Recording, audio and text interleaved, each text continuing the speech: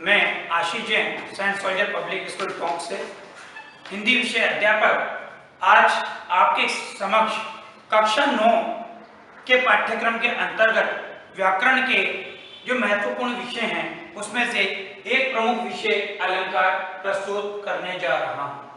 आपके पाठ्यक्रम में अलंकार दिए गए हैं। अलंकार क्या है? सबसे पहले ये जानना आवश्यक है। अलंकार का शाब्दिक अर्थ होता है गहना या आभूषण। गहना या आभूषण की उपयोगिता कब होती है? जब उसे कोई सुंदर स्त्री अपने शरीर पर धारण करती है। जब कोई भी स्त्री उसे अपने शरीर पर धारण करती है तो उस स्त्री की सुंदरता में चार चांद लग जाते हैं या अतिशय वृद्धि हो जाती है। इसी प्रकार से प्राचीन साहित्यकारों ने अलंकारों को काव्य के क्षेत्र के अंतर्गत गहने या आभूषण के समान माना है, क्योंकि जब अलंकारों की उपयोगिता काव्य के क्षेत्र में होती है तो उन अलंकारों के प्रयोग से उस कविता रूपी कामिनी की सुंदरता में अतिशय वृद्धि होती है या चार चांद लग जाते हैं। अलंकार शास्त्र का जन्मदाता हमारे यहाँ पर आचार्य भामह को माना जाता है। सबसे पहले आचार्य भामह के बारे में मैं आपको बता दूं। हमारे यहाँ साहित्य को 6 संप्रदायों में विभाजित किया गया है। पहला संप्रदाय था रस संप्रदाय, दूसरा संप्रदाय ध्वनि संप्रदाय, तीसरा संप्रदाय रीति संप्रदाय, चौथा वक्रोक्ति, पांचवा अलंकार और छठा औचित्य संप्रदाय। तो इनमें से अलंकार संप्रदाय के जो जन्मदाता थे वो आचार्य भामह थे। सबसे पहले अलंकारों की खोज का श्रेय आचार्य भामह को जाता है। आचार्य भामह के पश्चात के आचार्यों ने अलंकारों को परिभाषित करते हुए कहा, उनमें सबसे महत्वपूर्ण नाम माना जाता है आचार्य दंडी का। आचार्य दंडी अलंकारों को परिभाषित करते हुए कहते हैं कि काव्य शोभाकरान धर्मान अलंकारान प्रचक्षते, अर्थात काव्य को शोभा प्रदान करने वाले धर्म को ही अलंकार कहा जाता है। काव्य को शोभा प्रदान करने का मतलब है काव्य की सुंदरता में वृद्धि करना, क्योंकि बिना अलंकारों के कोई भी काव्य उत्तम काव्य नहीं माना जाता। अलंकार शास्त्र के जन्मदाता आचार्य भामह के पश्चात के आचार्यों ने इसको परिभाषित करते हुए कई परिभाषाएं दी। उनमें प्रमुख परिभाषाओं के रूप में देखा जाए तो जैसे अलम क्रियते इति अनेन इत्ते अलंकार, अर्थात अलम क्रियते जिसके द्वारा अलंकृत किया जाता है उसे ही अलंकार कहा जाता है। अलम करोति इति अलंकार, अर्थात जो अलंकृत करता है वही अलंकार कहलाता है। अलंकृत करना का मतलब होता है सुशोभित करना, सुंदरता प्रदान करना। अब बात करते हैं हम अलंकार के बारे में। अलंकार के भेद कितने हैं? वास्तव में वर्तमान समय में अलंकार के 2 ही भेद माने जा रहे हैं, शब्दालंकार और अर्थालंकार। परंतु पूर्व काल में यहाँ पर उभय अलंकार भी माना गया है, लेकिन आपके पाठ्यक्रम के अंतर्गत केवल शब्दालंकार और अर्थालंकार ही दिया गया है। शब्दालंकार क्या चीज होती है?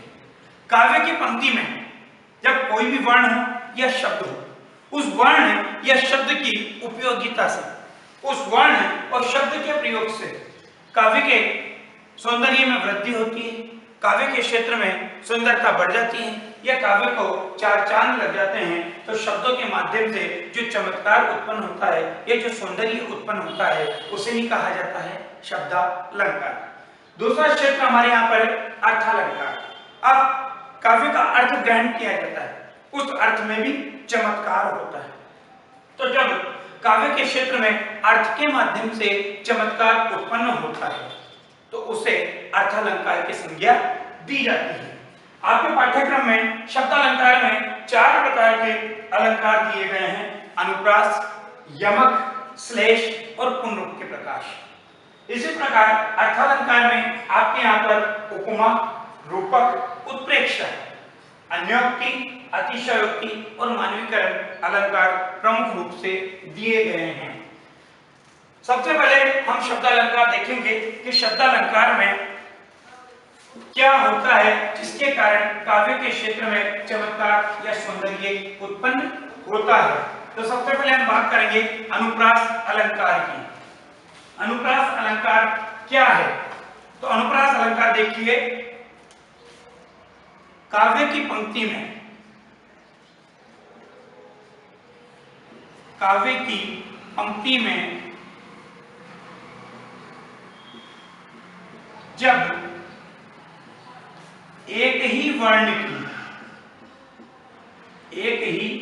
वर्ण की एक से अधिक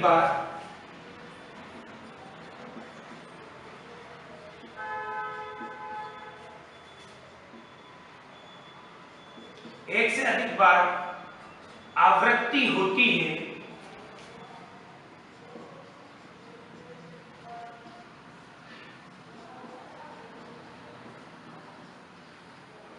उसे अनुप्रास अलंकार कहा जाता है। उसे अनुप्रास अलंकार कहा जाता है।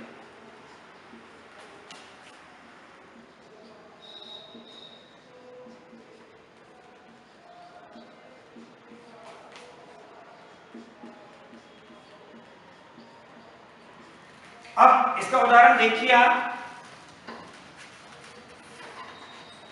चारुचंद्र की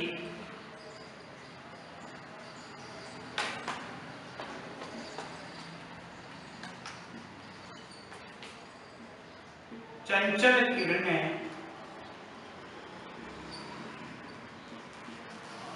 खेल रही थी जल थल में।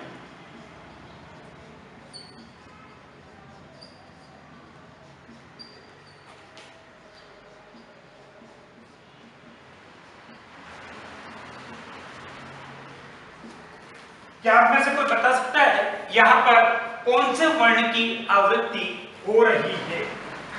तो देखिए यहाँ पर जब हम इस उदाहरण को देखते हैं तो हमें यहाँ पर कौन सा वर्ण बार बार आते हुए दिखाई दे रहा है? च वर्ण।